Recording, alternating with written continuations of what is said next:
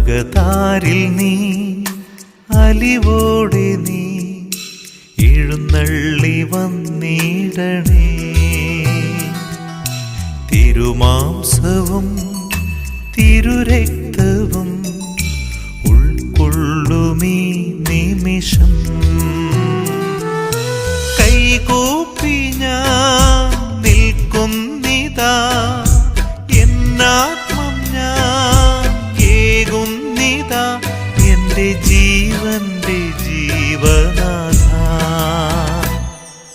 അകതാരിൽ നീ അലിവോടെ നീ എഴുന്നള്ളി വന്നിടണേ. തിരുമാംസവും തിരുരക്തവും